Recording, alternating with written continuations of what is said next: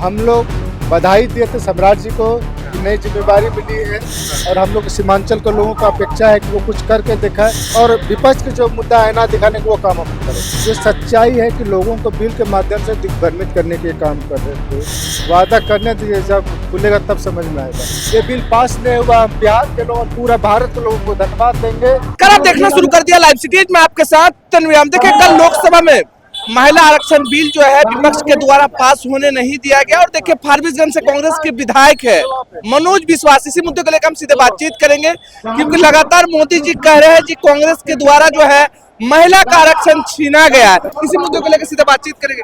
जी क्या कहेंगे, कल जो है लोकसभा में? सबसे पहले आपका लाइव सिटीज के माध्यम से पूरा बिहार के लोगों को धन्यवाद देते हैं। आज जो अन्नदाता है, जो अपना अधिकार के लिए आज रोड पे लोग उतर रहे हैं।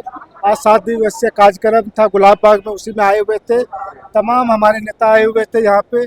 और आप कल देखे होंगे जो महिला बिल पास नहीं हुआ, आप देखे होंगे कि और पक्ष और विपक्ष के साथ 2023 में और हमारे नेता के द्वारा बोला गया जब आरक्षण सही है मगर उसमें कैटेगरी आप तय कीजिए ना, ईबीसी को कितना दीजिएगा, एससी एसटी को कितना दीजिएगा, ये तो पहले आपकी तय होनी चाहिए ना। आप तो उसके आड़ में आपको उसका एक मैसेज आपका गलत जा रहा था, इसलिए ये बिल पास नहीं हुआ। हम बिहार के लोग और पूरा भारत के लोगों को धन्यवाद देंगे कि ये बिल में जो कल हिस्सेदारी दी है पक्ष और विपक्ष के लोग, सबको बहुत बहुत धन्यवाद। क्या लग रहा है जिस तरह से राहुल गांधी ने अपना भूमिका निभाया, ये तो बिल 3 साल पहले ही पास हो चुका था। देखिए अब वही देखिए 3 साल पहले 2023 में ये बिल पास हो गई थी, उसके बाद ये पुनः फिर बिल लाने की क्या जरूरत थी? ठीक है, आप बिल लाए तो उसकी कैटेगरी आप चेंज करते, कैटेगरी चेंज करते, ईबीसी की कितनी हिस्सेदारी होनी चाहिए, ओबीसी की कितनी होनी चाहिए, एससी एसटी की कितनी होनी, ये तो तय नहीं था।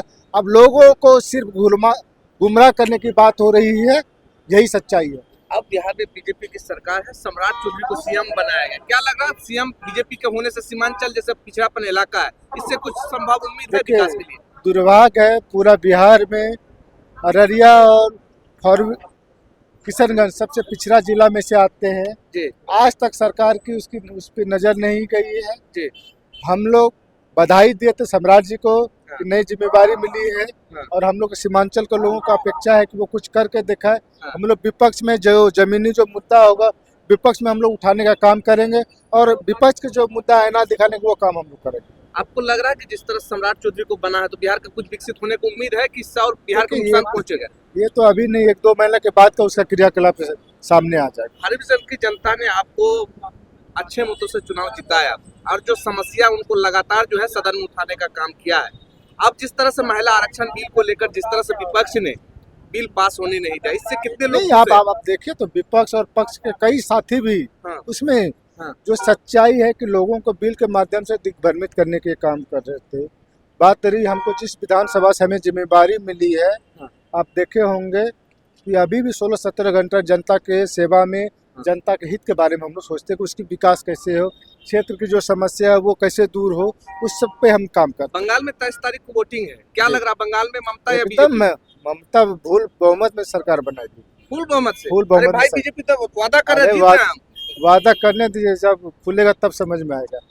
तो सुना आपने हमारे साथ कांग्रेस के विधायक मनोज विश्वास जो फारबिसगंज से विधायक है। देखिए कल लोकसभा में महिला आरक्षण बिल जो है वो पास विपक्ष के द्वारा जो होने नहीं दिया गया, उसको लेकर किस तरह से कहते हुए नजर आ रहे हैं कि यह बिल तो 3 साल पहले ही हो गया था, लेकिन आखिर इस तरह का लाने की क्या जरूरत पड़ गया, उसका जो कैटेगरी है उसी हिसाब से लाना था।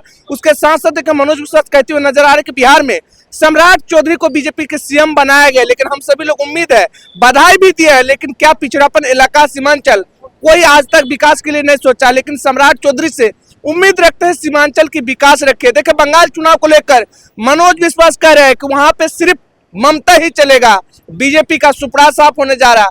बंगाल में ममता दीदी रिकॉर्ड मतों से सीएम बनने जा रहे हैं। लाइव के लिए पूर्णिया से तनवीर की रिपोर्ट।